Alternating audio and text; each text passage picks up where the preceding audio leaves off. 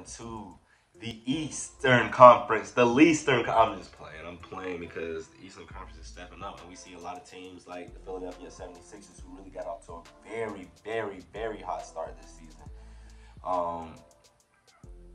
A lot of their games without Joel Embiid probably didn't go the way that they wanted them to, but with him, they're the best team in the NBA. They would have the best record in the NBA if he played all games. They probably would. More than likely, they would. And then you have teams like the Brooklyn Nets who are finally starting to figure it out. And I believe that they will end up with the #1 seed. Now, not that they are going after it. It's just that they're just too dominant. They're just too dominant on the offensive end. I mean, like I said, we don't think that we've seen a team like this. And to have 3 All-Stars that could give you 25-plus points a night, and then you have a great shooter in Joe Harris, Bruce Brown. I mean, like, you have so many different role players for you that are getting opportunities now. We'll see when KD comes back, what they look like, but it's good to get the other guys involved because we know KD, Kyrie, and James can get their own. We know it's about what the other guys can do. If those other guys can contribute, then this is a championship team. Then we have the Milwaukee Bucks. I'm kind of glad that they're sitting at 3rd place. I mean, they dominated over these past couple of seasons. There's really no need for them to go out and show what they can do during the regular season. It's all about that postseason play for them right now.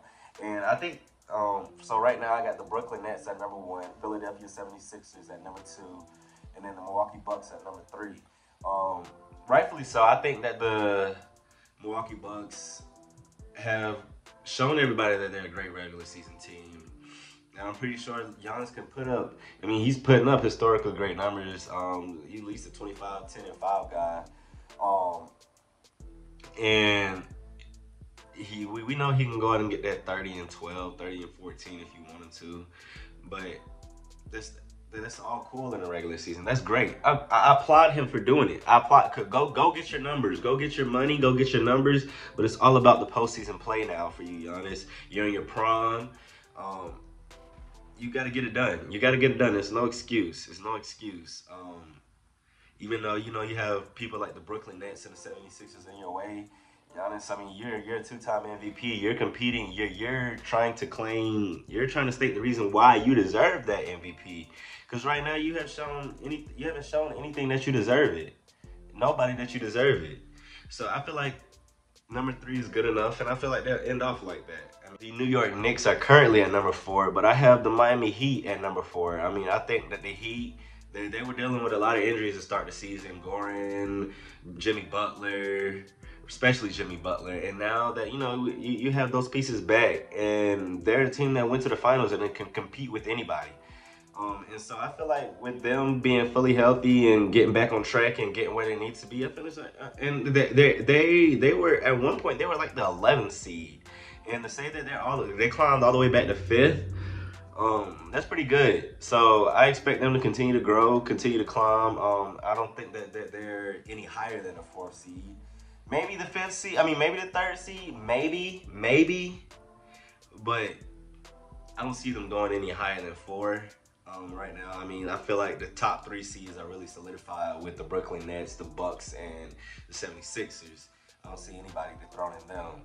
And then at #5, I believe that right now at #5 is the Miami Heat. But I believe at the end of the season, the Boston Celtics will be #5. I don't think they've been through a little too many rough patches. Kemba Walker isn't stepping up. You have your 2 All-Stars playing at an elite level, Jaylen Brown and Jason Tatum.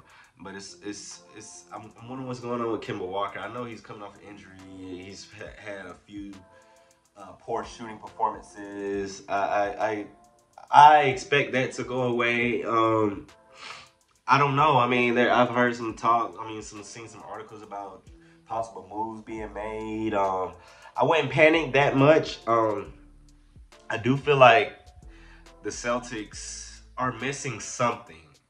I mean, they have it at every position, though. I mean, you got your point guard, you got a good backup guard in Marcus Smart. You have your 2 guard in Jaylen Brown, Jason Tatum.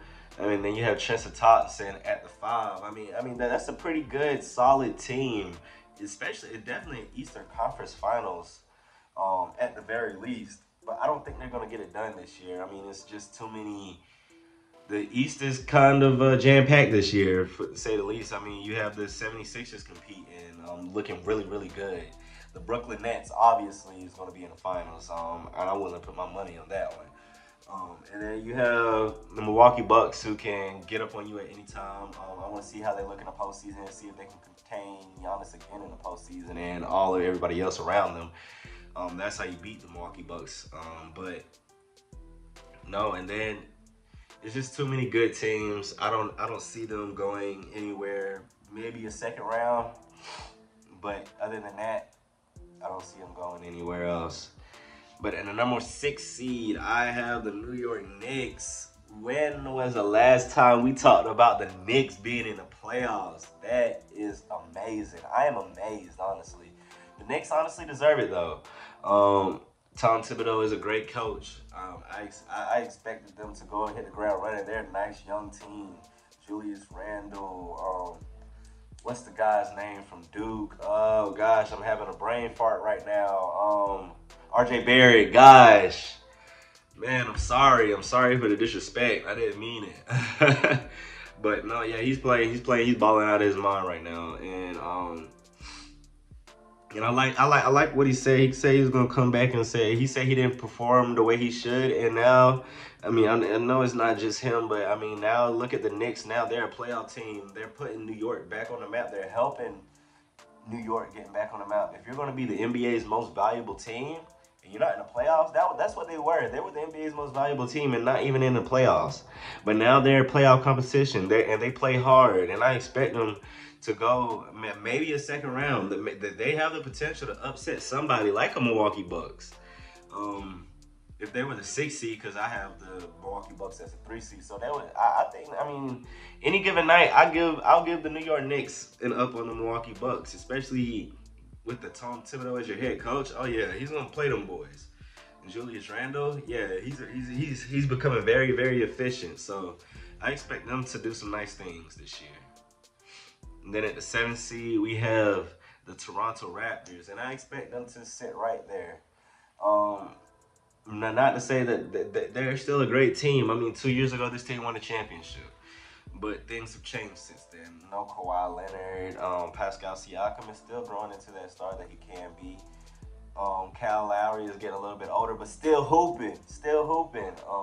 So, I mean, it's a pretty consistent team. This team can also another team that can beat anybody any given night.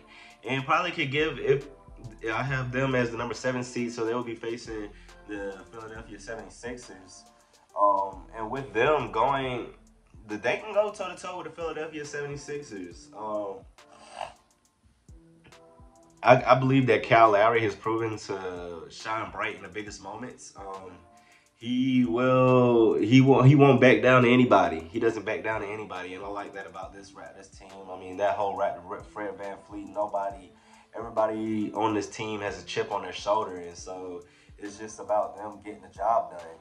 And can they proven that they can. Even, I mean, we know they had Kawhi Leonard, but I mean, it's still the other pieces around them too that helped them win that championship. And this team can stand up against anybody. And so I won't knock them down for it, but 7th seed is probably the best bet for them right now. And then we have a lock-in on Charlotte. I mean, who thought we were talking about Charlotte? They're a really good-looking Charlotte team. I'm excited for their future. I'm excited for this kid, LaMelo Ball. Oh my God, like the most poised, smooth game I've seen in a very long time.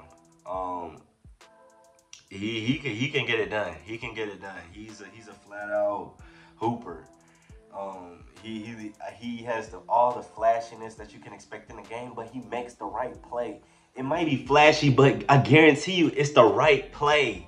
If he wants to drop a dime, he's going to make it a top 10 play, but it's going to be the perfect pass. It's going to be exactly what that team needed in that moment in time.